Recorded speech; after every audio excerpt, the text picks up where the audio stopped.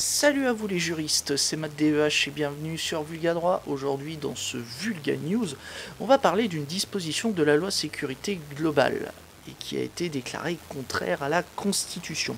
On va évoquer en particulier les dispositions qui concernent les caméras embarquées. Encore une belle mesure sécuritaire des familles, je sais que vous allez kiffer.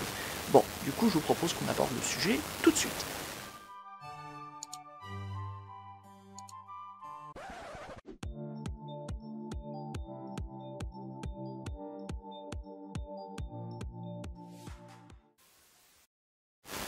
Alors, notre histoire, ça se passe à l'article 48 de la loi sécurité globale. Et cet article permet aux forces de sécurité intérieure, ainsi qu'à certains services de secours, de procéder à la captation, à l'enregistrement et à la transmission d'images au moyen de caméras embarquées. Et ces caméras se trouvent dans leurs véhicules, dans les aéronefs, dans les embarcations et dans d'autres moyens de transport. Par contre, l'article 48 n'autorise pas la captation, l'enregistrement et la transmission d'images à partir des aéronefs qui circulent sans personne à bord. Vous voyez, nos parlementaires ne sont pas des monstres, heureusement, soyez rassurés. Bon. Et dans son analyse, le Conseil constitutionnel a relevé que les caméras embarquées peuvent effectivement capter, enregistrer et transmettre des images au sein des véhicules sur la voie publique et dans les lieux qui sont ouverts au public, voire même à l'intérieur des immeubles ainsi qu'au niveau des entrées. Et d'autre part, le Conseil constitutionnel remarque que le ministre de l'Intérieur assure une information générale du public quant au déploiement de ces caméras embarquées. Et il y a aussi une information qui est spécifique auprès du public quant à la présence de ces véhicules. En fait, ça va se traduire par la position d'une signalétique lorsque les véhicules sont équipés de caméras. En gros, c'est souriez, vous êtes filmé. Je vous jure, les mesures sécuritaires, c'est grandiose. C'est grandiose. C'est goldé, comme on dirait chez nous. Par contre, il faut savoir que cette information spécifique du public, elle n'est pas donnée lorsque les circonstances l'interdisent ou lorsqu'elle entrerait en contradiction avec les objectifs poursuivis. Sur ce point, le Conseil a observé que de telles exceptions permettent de déroger largement à cette obligation d'informer le public, et plus particulièrement en matière d'investigation pénale. En effet, le fait d'informer les personnes de la présence d'une caméra embarquée, ça entre en contradiction avec l'objectif de recherche des auteurs d'infractions et de constatation de ces dernières. Ah ouais, vous imaginez, vous avez la police qui dit à des personnes qui sont recherchées, je sais pas, pour terrorisme ou pour d'autres types d'infractions. Excusez-moi, messieurs, oui, on a posé une plaque sur notre véhicule. Ça veut dire que vous êtes filmé, mais restez où vous êtes. Laissez la police faire son travail. Attendez qu'on vienne vous cueillir, s'il vous plaît. Vous le voyez, ce serait idiot, ce serait tordu. Bon, vous me direz, ce serait un peu comme à l'image de notre premier flic de France, mais bon, c'est qu'un détail. Bon, j'arrête mes conneries et je reviens à mes moutons. Parce que le Conseil constitutionnel a également constaté que ces caméras embarquées servent à plusieurs choses, quand même.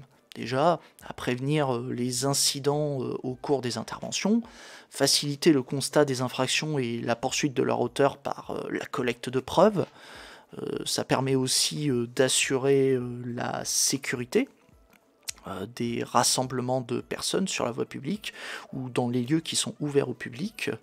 Vous voyez aussi que ça permet de faciliter encore une fois la surveillance des littoraux, des zones intérieures et des zones frontalières, ainsi que de procéder au secours des personnes, voire à la lutte contre les incendies, et même à réguler les flux de transport. Bon, je suis navré, la liste est un peu longue comme ma planète. Voilà, que voulez-vous?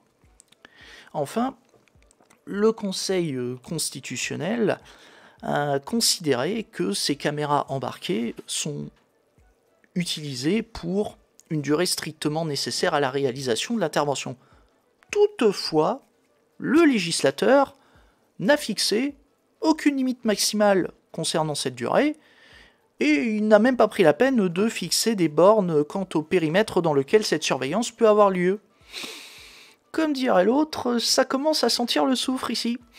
Ça sent pas bon du tout.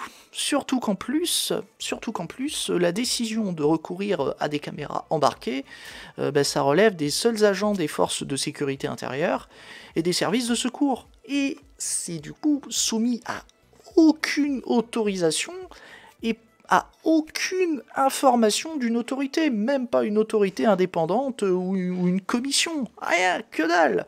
Bah alors, il est où le contrôle préalable de l'utilisation des caméras? Bah il y en a pas, mon con. Voilà, il y en a pas.